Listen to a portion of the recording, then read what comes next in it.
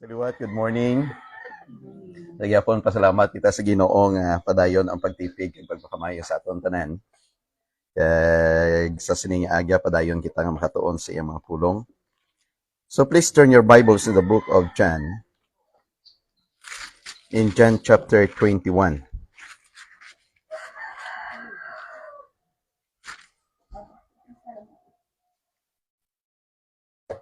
John chapter 21, luyag ko basahon sugod sa versikulo 15 tubtob sa versikulo 22, no? John chapter 21. Okay, ang pulong sa Ginoo nagasiling. When they had finished eating, Jesus said to Simon Peter, "Simon, son of John, do you truly love me more than this?" "Yes, Lord," he said, "you know that I love you." Jesus said, "Feed my lambs." Again, Jesus said, "Simon, son of John, do you truly love me?" He answered, "Yes, Lord, you know that I love you." Jesus said, "Take care of my sheep." The third time he said to him, "Simon, son of John, do you love me?" Peter was hurt because Jesus asked him the third time, "Do you love me?" He said, "Lord, you know all things. You know that I love you." Jesus said, "Feed my sheep. I tell you the truth, when you were younger, you dressed yourself and went where you wanted. But when you are old, you will stretch out your hands, and someone else will dress you and lead you where you do not want to go." 19.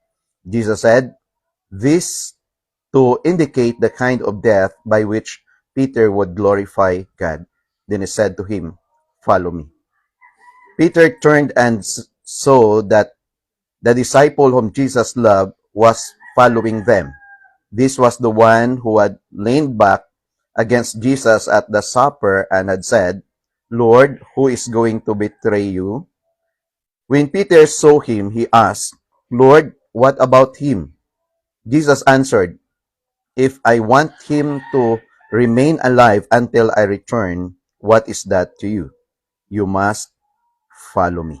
Let us pray. Labing balaan gamanan nga Dios amon amay, nagapadayon kami sa pagpasalamat gid sa imong sindako sa sining bag-o nga adlaw kag bag-o nga kabuhi nga imo naman ginpahulam sa amon. Salamat liwat sa bag-o nga kusog, kabakod kag yes sa bilog nga semana nga gin preserve nimo kami tanan o Ginoo bisan pa sa piyak sang kasingkal sang kaadlawon Ginoo but still gin hatag nimo sa amon ang maayo nga condition physically.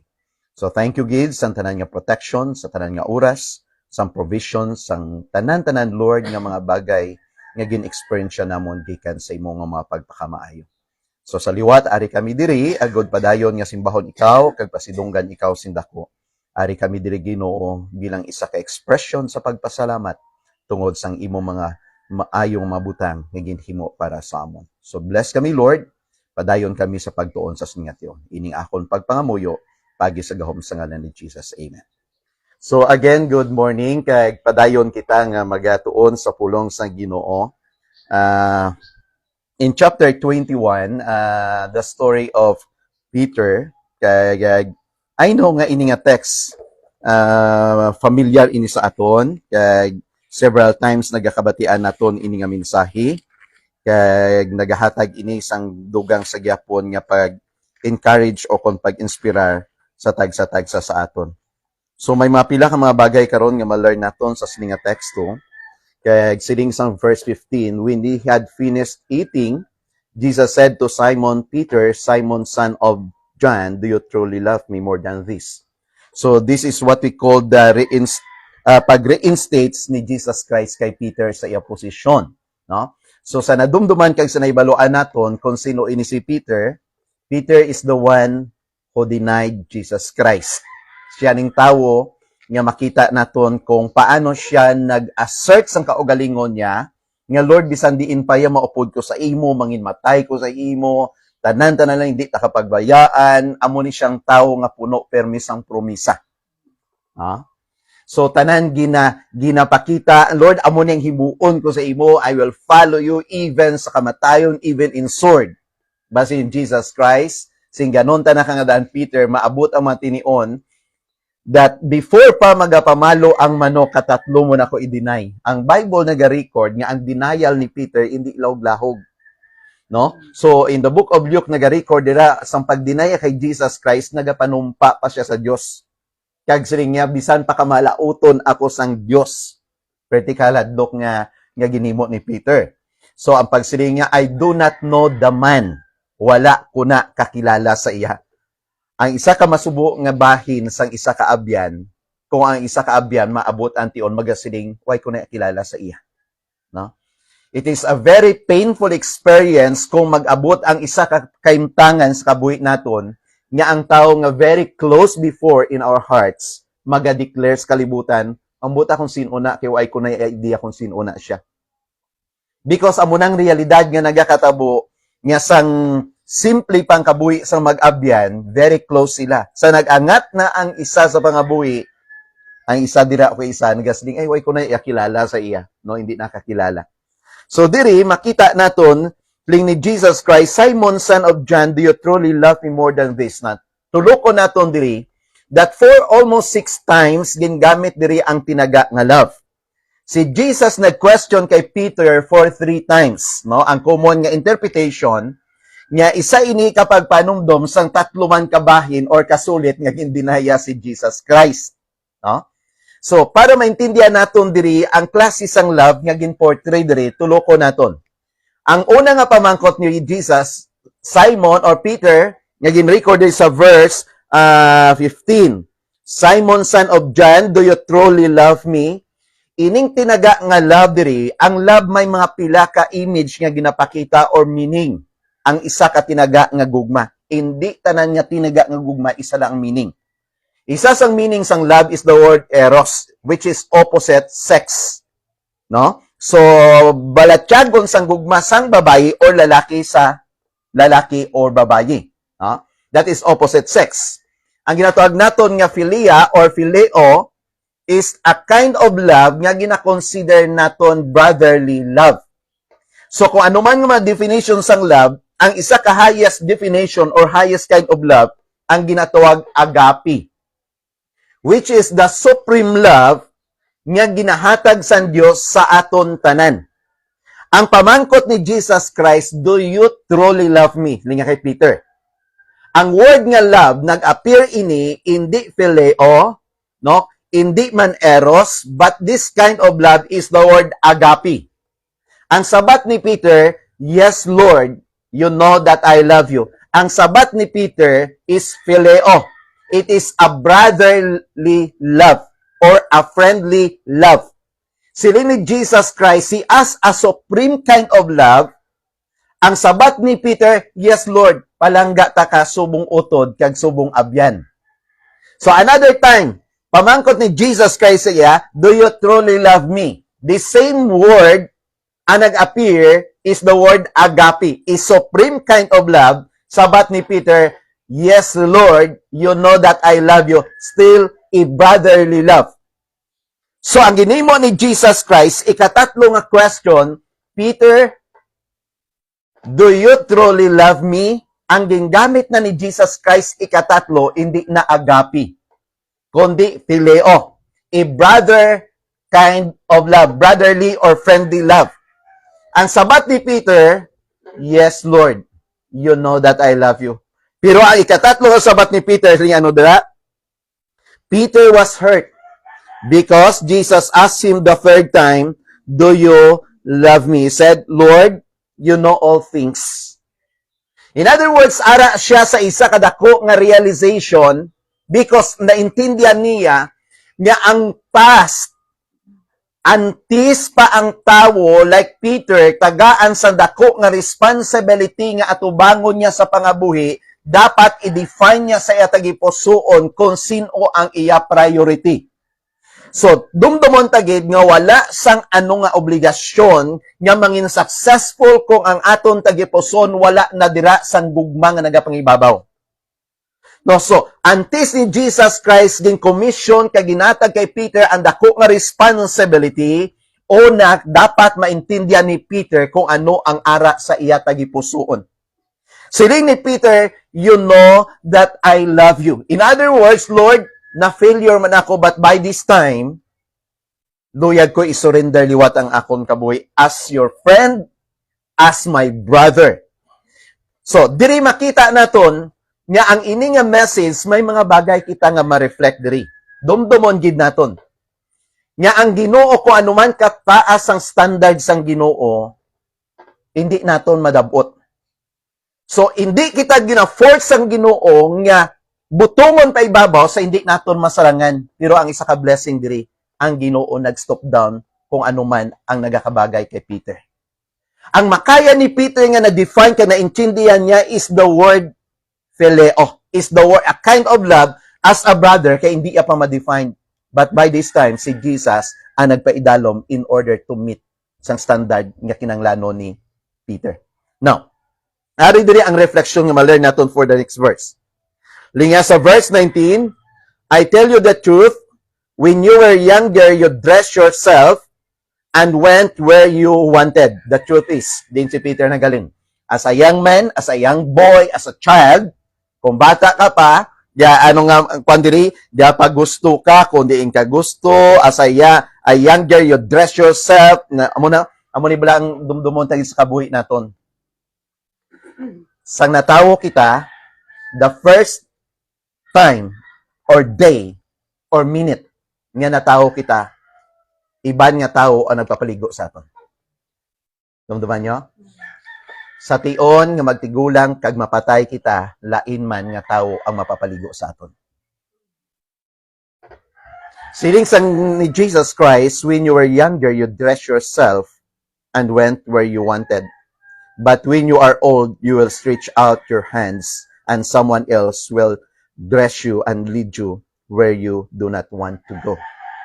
So, kung i-apply naton sa aton physical nga condition, kung bata pa kita gapag gusto kita, lagaw, lumpatanan, wala sang, hindi ka, kung pamatanon, hindi ka makontrola kung anong gusto mo isok-sok. No? Kaya amuning akon niya gusto, amuning akon usok. Pag tigulang na sang tao, naton, gusto ta maglakad sa isa ka lugar, hindi ta na kaya kung wala sa mamatimbang sa aton. Hindi naton maabot ang tion nga iban sa aton di na kaya magkaon nga sila na lang. Hindi amo na siyang diferensya sa kabuhi naton. Pero ang ginambal niya diri nga untayon ang imo kamot ara ang kaulugan niya dira sa verse 19. Jesus said to indicate the kind of death by which Peter would glorify God. No? So this indicate the kind of death by which Peter would glorify God. So this is the prediction of Jesus Christ about the death of Peter. So according to the traditional record, nga si Peter, nga gina-consider naton as the apostle of Jesus Christ, sang ginpatay siya, he was crucified upside down, according to the history. No? Kagdumdumon gid naton nga si Peter, gina-consider sang iban the first pope. Kung magsiring kita pope, wala asawa. Pero ang record ni Luke, nag-record nga ang ugangan ni Peter naghilanat. Ginaayo ni Jesus Christ. So kung may ugangan ka, ano ba siringon? May asawa ka. Ha?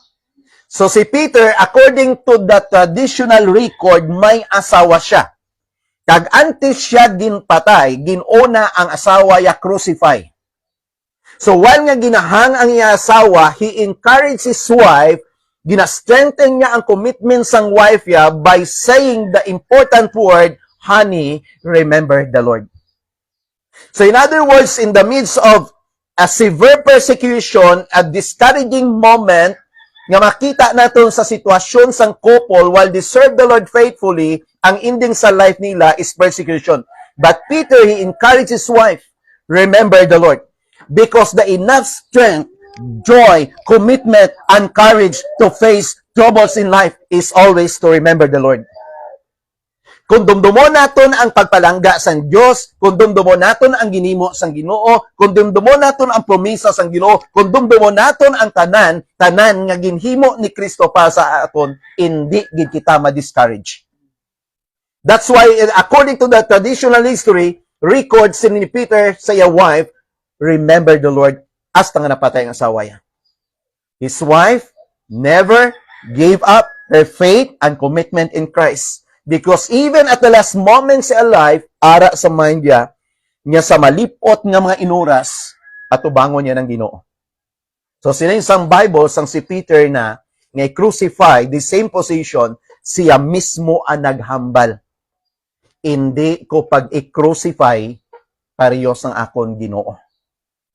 I-crucify ko nga ang ulo ko sa idalom, ang tiil ko sa ibabaw, because I am not worthy to die like my Savior. Yabing ko ni Peter, no? So si Peter, isa ka tao nga naghimo kag sini ni Jesus Christ. This indicate the kind of death by which Peter would glorify God. Now, take note the word, glorify God. In the issue of death, how many people nga nagakapatay nga ang ila kamatayon na kaymaya sa Diyos?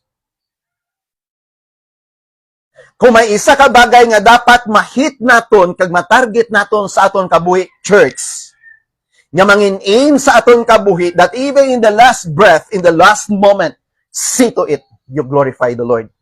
Because madamo sa mga tao claiming to be a Christian at the end of their life, hindi makita ang blessing sa ilang kamatayon.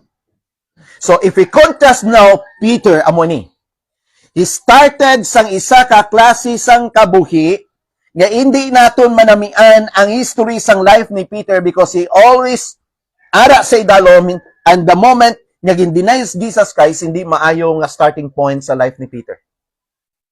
But ang pinakatahom diri, nagsugod siya sa hindi ka maayo nga history sang life niya, apang ang ending sa mga years nga ara sa iya, he devoted totally to the Lord in order to glorify God.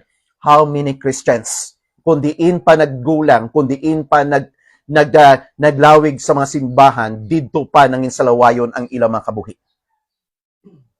Kung sang una, iban sa mga Christian, sang una, grabe katuto mag-attend Bible study, grabe mag-reach out, grabe mag-attend sa mga ilikuton for the glory of God, sa pagdugay na nga gin-bless na sila sa ila trabaho, gin-bless na sila sa tanan-tanan, everything is more than enough, then dira mo makita ang ila kabuhi, ang pinakasubo, hindi na gani nagbalalik sa Ginoo. So this is a challenge for us because when we talk about this indicates a kind of death. When we talk about death, it is uncertain for us. We do not know. Wala kita kabalo ang pinalang kasubo kung sa kabuhi sa mga Kristohanon, sa oras nga mapatay sila, ang ila testimony, hindi maayo tungod kay waay na sila kabalik sa pagpangalagad, ikadwa, napunan na sila sa bisyo.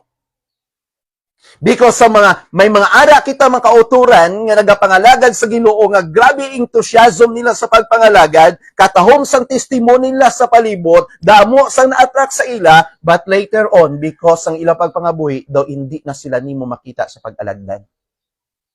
Ang hindi lang nila nasito na muni, wala ta kabalo sang time naton. That's why si Amos chapter 4 verse 12, siling ni Amos, prepare to meet the Lord your God.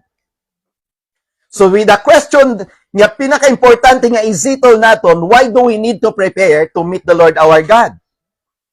The exact answer is because Amos asked to prepare to meet God because we do not know our time. Good morning. So dumdumo naton nga wala kita kabalo sang aton nabilin nga oras. Timasin kati, Pastor, ako dahubin pa man. Okay, praise God. Pastor, bakod pa man ko. Yes, praise God. O hindi man, hindi ka man mapatay sa balatian. No? Amo na singko bala. May mga pamangkot sa kabuhi naton, nga buday sabton. Pero may mga pamangkot, hindi nga kahapos sabton. O na, hindi tagi niya masabat mo. Saan o ka mapatay? Sino kasabat? I do not know. Diin ka mapatay. Hindi ka kasabat. Paano ka mapatay? Hindi mo masabat. Pero ang pamangkot, diin ka makadto tapos ka mapatay. Masabat mo na.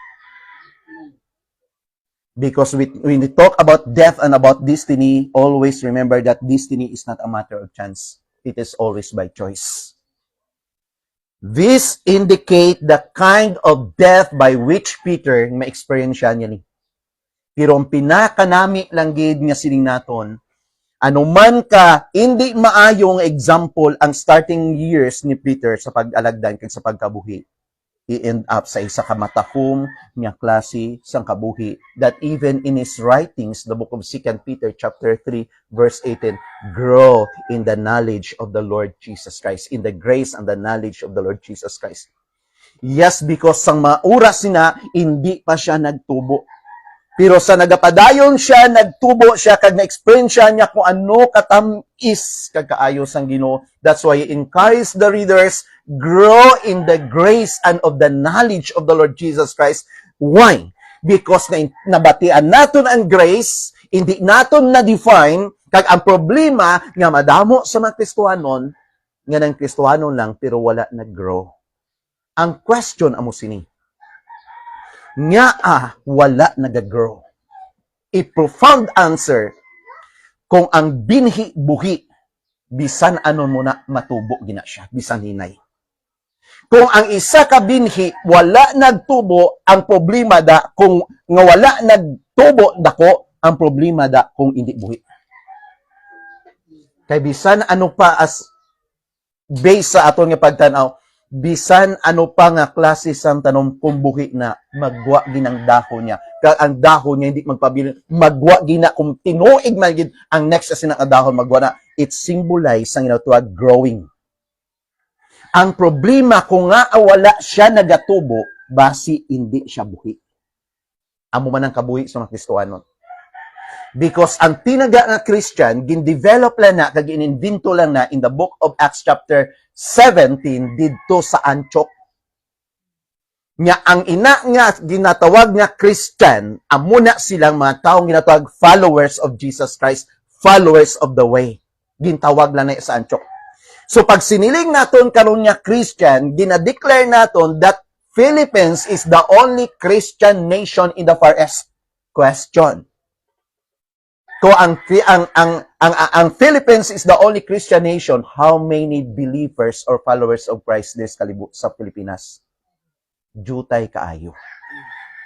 No? So ang point diri nga dapat naton tulokon amo ni. Siling ni Peter in verse 18, grow in the grace and the knowledge of Lord Jesus Christ, he encouraged us not to stay kung diin kita, but rather ma-adventure kita in order ma-experience ta kung ano pagid ang mga maayong butangin ni Lord. Grow in the grace. Di kung magbalik sa nag-grow dira, anong pwede natin himuon? So madamo dira. Paanong isa Kristohanon nga ginatawag magtubo kung ay gasimba? Hindi ka ganyan magtubo.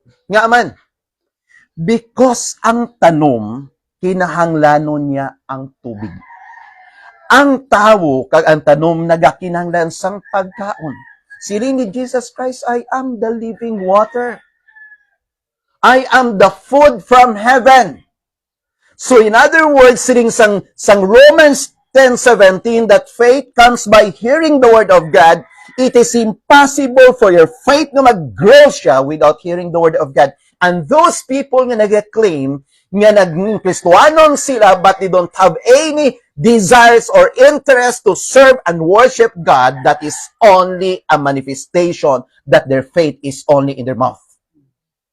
Amo na ang balbalan Jesus, guys, hindi tayo ba ma-deceive si Christ? Mark chapter 7, 6-7, yet these people honor me with their lips, but their hearts are far from me. Mga tao ina, kung atubang mo, grabe maghambal na hanungod sa Diyos. Pag abot na sa tiyon nga magsimba, wala oras sa Diyos. Because ang ilang mouth nagagdayaw sa Diyos ni Christ, but their hearts are far from me. So that is why, church, kung may isa kita kamatawon nga model sa kabuhi naton, sa pagkabuhi naton, tubtob sa kamatayon to glorify God, even Christ, sa mga oras nga napatay siya, He brings glory back to the Father. That's why anong prayer in John 17, glorify me. Himaya ako, kay ibalik ko man ang himaya nga para sa imo. So, amo nang last prayer ni Jesus Christ, antes siya gin-crucify. Utod, ang isa kadako nga bahin sa kabuhi naton nga magsipi. Amo na ganing ang dumdumon tagid, asawa mo, bana mo, hindi ka muna di mag-updanay tubtob san o sa duta. Kabataan mo, bisan anong muna kapalangga kapag hold sa ila, hindi ka mo na destino nga mga buhi tubtob san o nga maupdanay sa kalibutan. That's why, ang ginatuwag naton sa atong tagipuson, emptiness, nagaka-experience siya na sa mga pispis. Ang duwa ka pispis nga mag-asawa, nagadihon kag nagadesign sa matahom nila nga ugaran para sa ano na butangan sang itlog kag para dira mabuhi ang ilang mga buto. Pero pagdako ng buto nila ang ila piso kag able nang maglupad, hindi na nada magbalik. That's the word nest, empty nest. Mabot ang tiun ma-experience yan na mapatindog kita tag 4 stories nga at 4 rooms nga mga balay, dalagko nga mga balay. Pag abot sang tion ang kabataan mo, hindi na da magstay.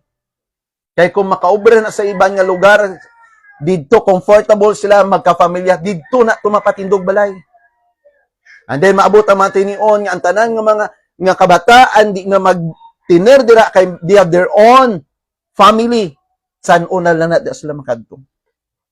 Yes, ang amon balay, 3 ka kwarto sa babaw, 2 ka kwarto sa dalom. May CR sa babaw, may CR sa dalom, may CR sa gwa. Pero sinong tao to subong? Nanay ko sa kwarto sa dalom, hindi nakatindog. Amo nang realidad. Ang mautod ko may mga balay pero wala dira gatiner ara sa palibot. Kami pila na katuig magkadto ko to, hindi na gani ko kasaka sa babaw. Kay pag abot mo ang pungkuan mo, ang sofa dira, ang bangko dira, kung magbatya ka di sulod ka sa siya, amo lang na. And after an hour, balik puli sa Bacolod. Ang punto ko lang mo ni, we build sa kamatahom nga shelter nga puluyan, pero hindi dira naton ma-confine ang kabuhi sa aton pamilya. Pero ang point nga dapat naton talupang doon, death is a reality. That's why Amos nagawarn sa aton, prepare to meet the Lord your God. Why? Because you don't know your time. Wala ta kabalo sang oras naton, pero ang point ang dili kung mag-abot ang oras nga matayon ta, see to it nga makasiling kita, I have fought a good fight, I have finished the race, I have kept the faith. That kind of death nagaymaya sa Diyos. No? So kaysa mo na, abi niyo mga utod, hindi naton pag-underestimate ang testimony sang life naton. Because your life maga-influence, it is either good or bad. And that is your legacy. Dumdumo naton amo ni. Kung ang church hindi priority sang parents, the church is not important to their children. Tandaan ta gina siya. Because kadako sang percentage nga ang commitment sang kabataan naga-pattern sa commitment sang ginikanan. Pag ang ginikanan halong kaga sa pagpangalagad, do not expect ang kabataan mo magmatutom sa pagpangalagad.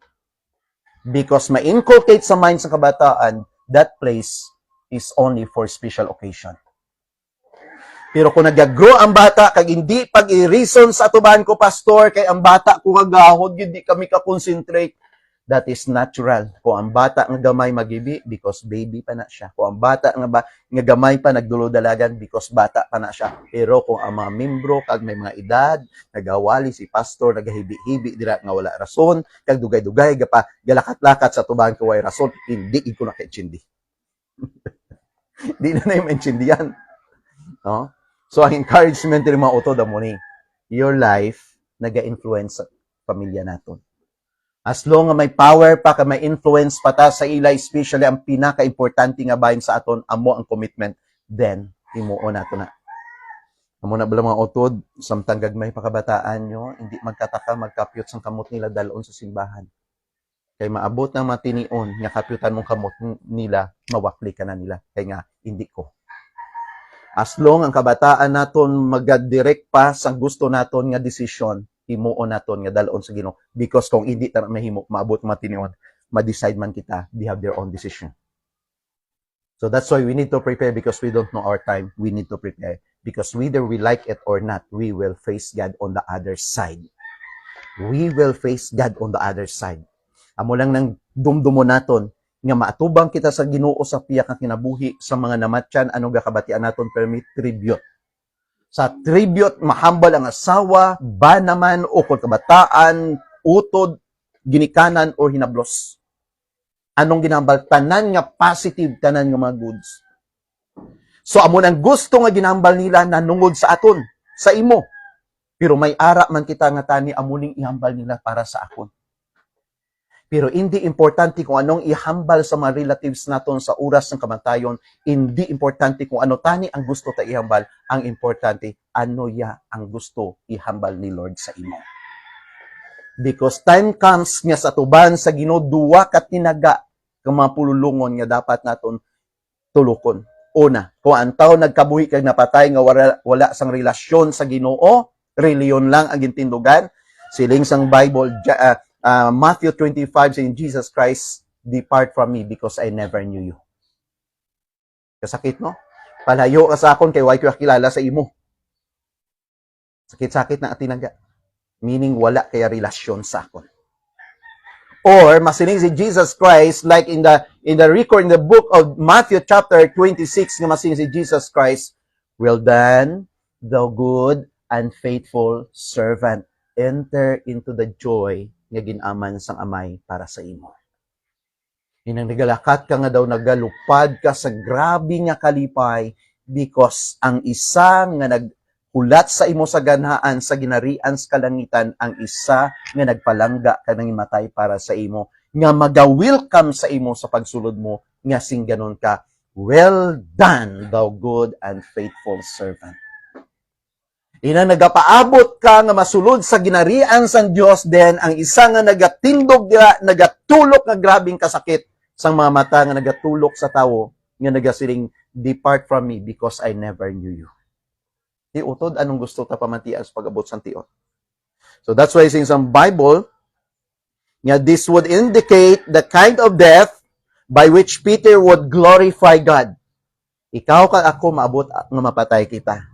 Pero ang testimony nga ibilin ta kag maayo nga ihimplo sa kabuhi kag pagtuo ta, magadala sang kadayawan kag kadungganan sa ngalan sang Ginoo nga aman. Siling ni Jesus Christ, Matthew 5:16, let your light so shine before men that they may see your good works and glorify your Father which is in heaven.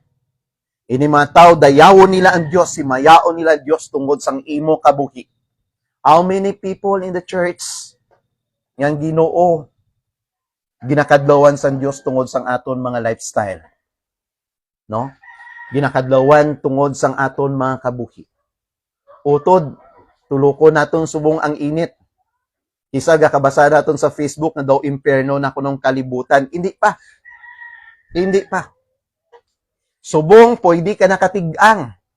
Sagwa sang balay mo karon, pwede ka nakaprito. Pwede ka nakaluto, tinula, or ginatawag naton pinamalhan, paagi lang sa init sang adlaw. Amo na sa subong ka-discomfort ang aton sitwasyon sa grabe nga init sang temperatura.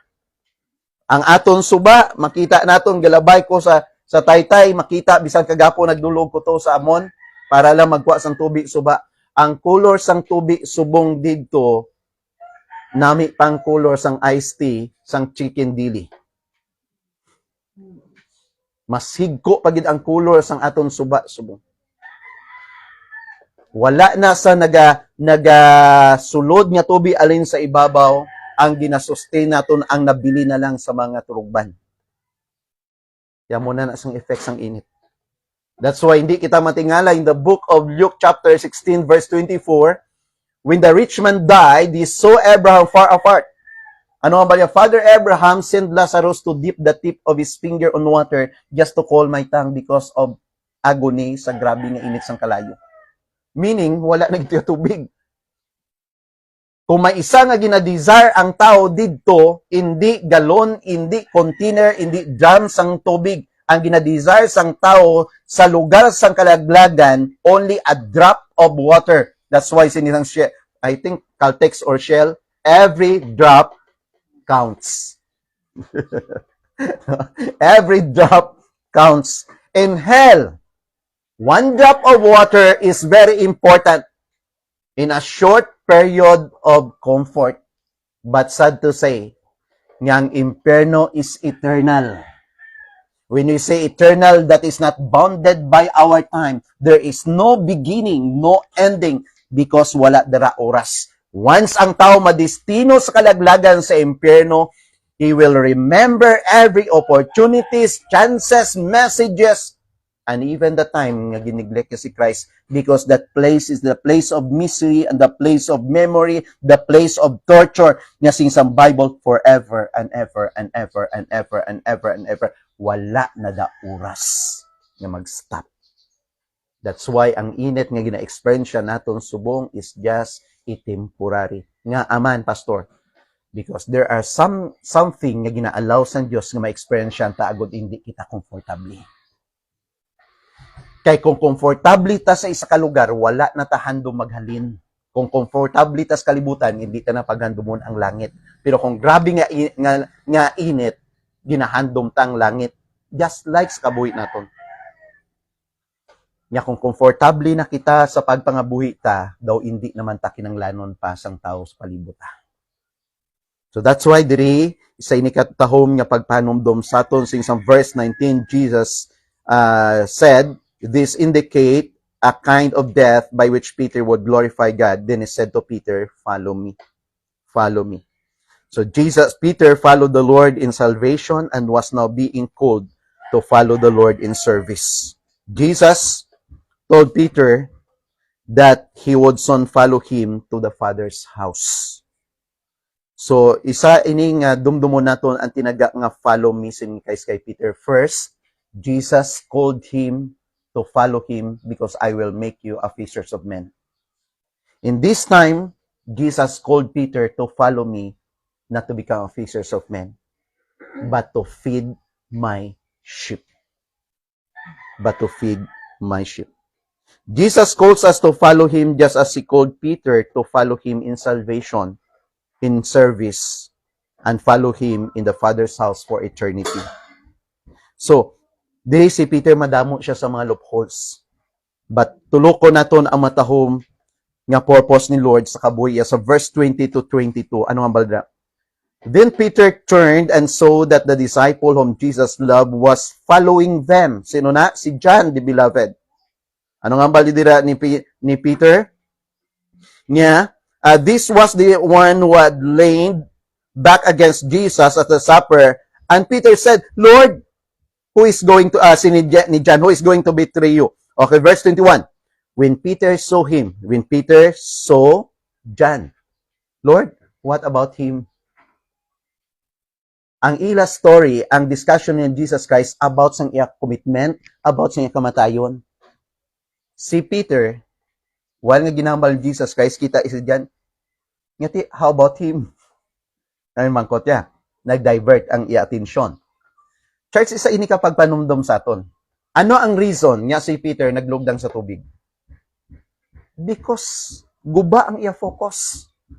Sang ginhambal ng Jesus Christ, if it is you, allow me nga maglakad sa tubig pakadto sa imo, sang naga-focus siya kay Jesus Christ, when Jesus invited him to come, sa paglapak sa tubig galakat, makalakat siya, bisan pagrabi ang waswas ang unos palibot niya.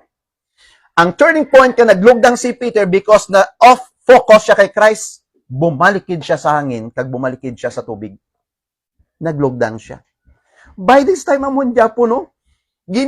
Seryoso ang discussion nila, pero why sa focus? Di sa gatulog. While nga gina-confront sa Jesus Christ, ang iya obre, pang liso-liso. Nabaluan niya ko ng komisyon ni Christ. Ngati, Lord, how about that man? Ara sa verse 21. Singa dira, Lord, what about him? Sino gina-focus siya? Si John. Church, we are not called to do others' job. We are called to do our own job. Ginatawag kita sang Ginoo individual sa paghimo sang atong individual nga responsibility, hindi para himuon ang responsibilidad sang iban. Nga may mga church nga naga-divide. Nga may mga company nga nag-aabot ang trouble because ang ara sa position kag ang ara sa ila sa bagay nga dapat himuon nila, why nila ginahimo ato sila nagapangsaw-saw sa iban. Sa simbahan ano nagakatabo? Nga may mga churches nga naga-divide Tungod, may mga pastors nga ang mga officers kag mga maalam, edukado nga mga member, gusto nila pastoran ang ila pastor. Kaya nga, ay, pastor namon, 4 years, 5 years sa Bible School. Kami, damo na kami gin-graduatean. Bisan doctor of medicine ka pa, bisan attorney ka pa, lain ang calling mo nga ginbutang ka sa Ginoo because a pastor, it is the calling from God. Pag kinuha mo na, pag usurp mo na ang position nga ginbutang sa Dios sa iya, nga ikaw hindi dira, maproblema gid na. So that's why ang point three, do not focus to others kung anong commission ni Lord, focus to yourself because God, first thing, has a comprehensive purpose for your life. May meaning siya, may purpose siya, why He called you. And this is the case of Peter. Peter, remember that God has a comprehensive purpose for your life. You are not John, you are Peter. Kabisan ano paya maguloanggid pag itsura nyo nga duwa, hindi ka mo pareho. That's why hindi pag i-assert ang kaugalingon mo sa isa ka area nga wala ka dira ginbutang sang Ginoo. Kay kung imo insist dira kag hindi na para sa imo, I tell you, you will cause and create a problem. No mo nang kakatabo. I know nga naintindihan nyo na kay bisan sa simple lang gid nga responsibilidad sa aton pagpangabuhi. Isa nan kay sausaw ka sa obra kung hindi ni imo. Man kabudlay kung ang imo obra, master ka sing natuag naton mason. Then gusto mo tayo kadtuon niya ang naga-design sang design sa mga cabinet sa building. Kaya ako pa obrada, hindi niya pag-insist da nga obrahon mo na kay ang imo ya talent amo ang pang plasta sang hollow blocks. Laina iya nga talento ug kapasidad sa mga tao nga naga-design sa mga cabinet. Pero tina sila kaidid. Ano ayan ang matabo kung wala ka daya pero gusto mo dira? Siguro sa aton nga wala ideya basi kung ginagamit ka dira ya 1/2 nga lansang kinuhaan mo ya kay way ka man diyan nga mayari may 4 di nga lansang may ni kay dalom ni dulot. O di guba, hindi na ya imo mo, no? Pero ang punto lang diri, remember that God has a comprehensive plan or purpose for your life. No, so Peter needed to know that God had a plan for his life. And that's the only plan with which he needed to be concerned. No, so amo ning plano yan ni Lord sa iya. Yes, Peter was a good starter but not always a good finisher. But the second thing, remember that God has a creative plan for your life. May uniqueness kita. Si Peter, si Paul, si John, they are all apostles. But hindi pareho ang ila experiences kabuhi. Remember this, Peter. After nga gin-reinstate siya sang Ginoo, he preached his first sermon in the book of Acts chapter 2. You know what? First time nga nag-deliver si Peter sang iawali, 3,000 people got saved and baptized. Pagdabot sa chapter 5, nagdabot sila 5,000 people. Men pa lang men. Hindi. Why pag iniisip ang babae kag kabataan. So, amo na yung preaching ni Peter. Pero tandaan nyo, Paul, gina-consider was the great apostle. But wala sa record nga nagwali si Paul nga bisan 100 nagbaton sa Ginoo. Tandaan nyo na. Si Paul is the great theologian, a great writer, a great apostle, but never he converted or baptized, kag never nga sa record sa history may 1,000 katao nga nagbaton kay Jesus Christ samtang nga nagwali siya. It was Peter. But Paul, he wrote the 13 epistles. Included the book of Hebrews. Ang point that Paul was a tent maker. Damo-damo sang simbahan nga ginput up ni Paul. Damo, siya ang ginatawag naton church planter. Damo simbahan pero wala to siya nagstay. Ginpamutangan niya pastor. Si Peter, thousands of crowd nga nagbaton sa Ginoo in his preaching. Pero si Peter, wala sa isa ka simbahan gin put up. Wala sa isa ka simbahan ginpatindog. Wala. Only Paul ang naka-record sa Bible. Ang pointer di tanaw bala ang ilabla kinalain nga duwa. This evangelist, great evangelist nga nag-preach, 3,000, 5,000 converted, but wala sang church nga gin-put up. Nga by his own as a tent maker. Paul, as a tent maker, damo simbahan nga gin-put up ya. He wrote the epistles in the Bible, but no one, wala sa sang isa nga gin-record nga may isa ka gatos sa kalibo nga nagbaton sa kaluwasan sa pagwalya. Wala. Pero nang ambal ni Paul, Romans 10:17, faith comes by hearing the word of God. No? Nga para sa iya, kung wala man kayo sa record nga mo na ako gapati ko, nga ako nakabati to sila, kag sa working ni Lord, magtubo tong ang binhi, makadangat sila sa kaluwasan. How about John? Sila ni Peter, Lord, how about that man?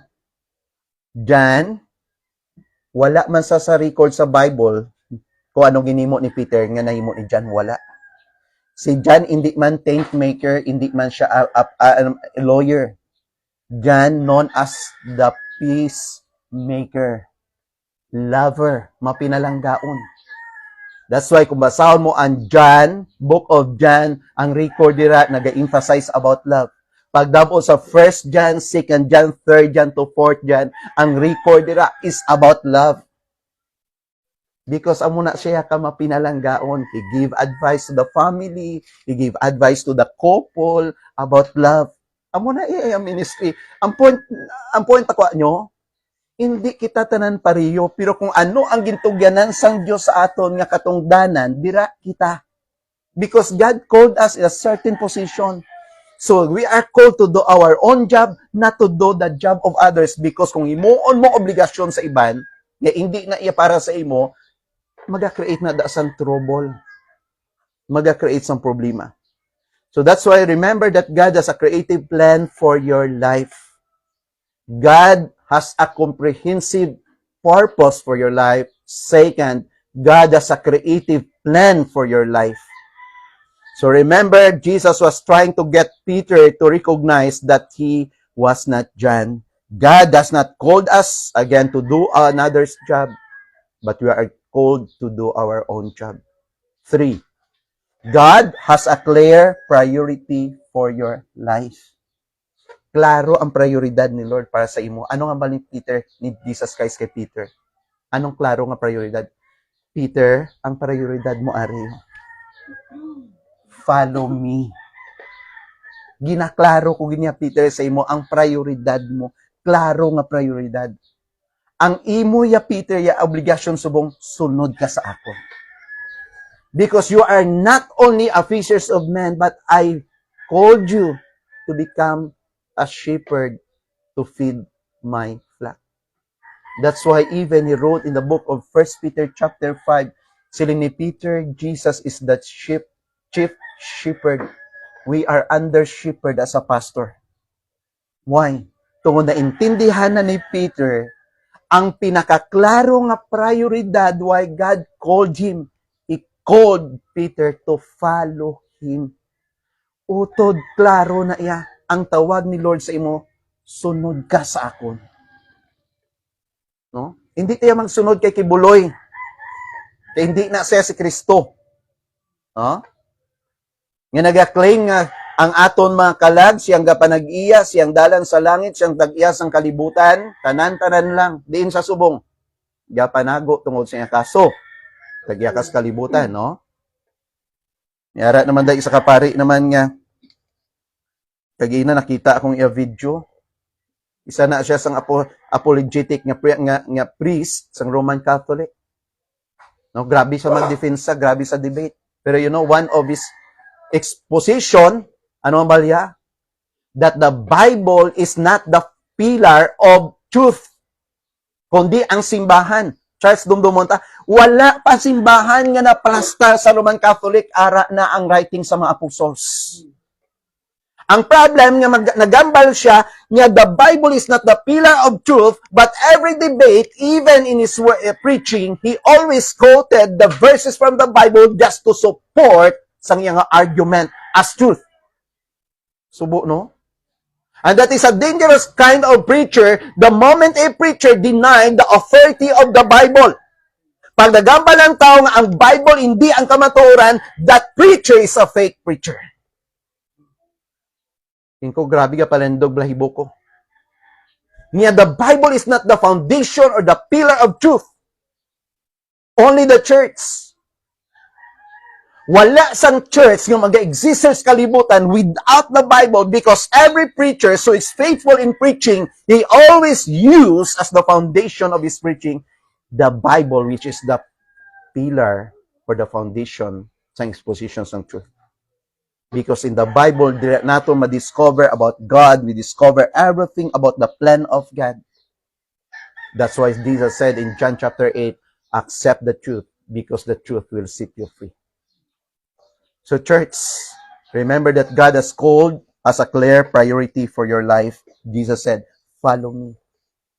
Hindi pagtanawa si pastor kay ma-discourage ka gid. Your pastor is not an angel.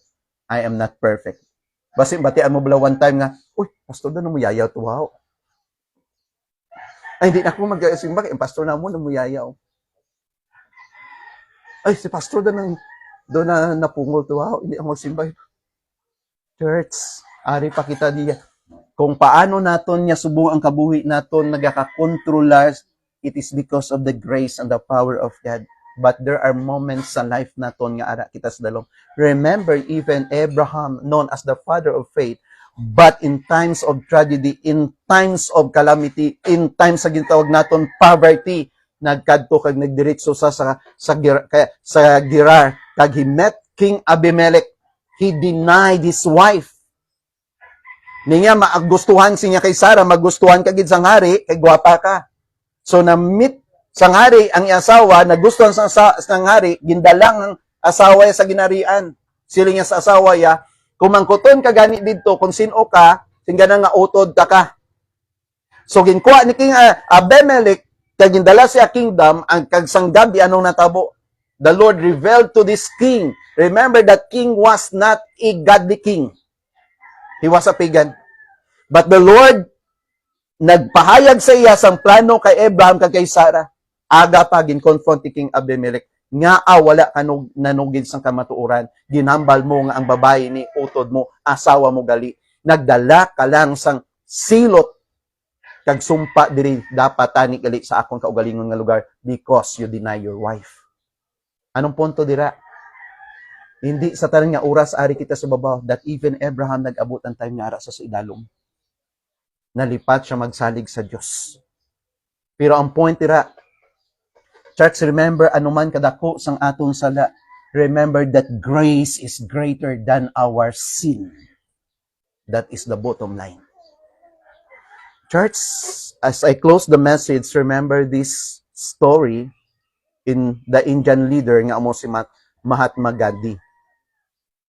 No? So, ang isa sinika anggulo sang storya before, na-attract siya sa katahom sang kabuhi ni Christ. No? Pero kung nga away sa nagbaton kay Christ, ano nga balya? Because I like your Christ. I do not like your Christianity. But in the other story, si Gandhi was asked. He was an Indian leader, no? Si Gandhi. He was asked by a friend, if you admire Christ so much, why don't you become a Christian? Amo nang pamangkot. Anong sabat ni Gandhi? When I find Christian who follow Christ, I will. Niya, you admire so much Christ, pero nga away ka ng Christian. Ang sabat ni Gandhi, kon makita kong Kristohanon nga nagasunod kay Kristo, masunod ko. Tanaw ng word niya, ang word sang Indian leader. Wala ni siya na-convert. Nangin strong ang leader sang isa ka denomination, sang isa ka sekta, kag nangin leader sang isa ka strong nga sekta sa mga Indian. Linga, when I find Christian who follow Christ, I will. Tungod nga nakita ko katawom kay Kristo pero wala ko nakita sang Kristohanong nagsunod kay Kristo. Di kung kay isa-isa ni kadako nga evaluation sa life nato. Sino ang ginasunod ta? Kay kung sino ang ginasunod ta, maga-influence na sa pagkatawo ta. Ang bata ta nga akabalo mamuyayaw, hindi tungod nga intuduan as tupad balay, nagtudo sina ginikanan. Because the first words nga nag-awa sa baba sang bata, tinaga sa baba sang bata from the parents. Kaya kung ano ang attitude kag lifestyle nga naporti sang bata because may gina-imitate sa sulod. So that's why this is very important thing sining God ni, when I find Christian who follow Christ, I will. Because madamo sa mga tao nga mga Kristohanon nga wala man gasunod kay Kristo. American term, Christian, no? Sa Amerika, among tinaga nga Christian, applied to non-Muslim, applied to the Jews, applied to the atheist. Meaning, kung hindi ka atheist, kung hindi ka Hudeo, kung hindi ka man ginatawag naton Islam, anong tawag sa imo? Christian. Huh?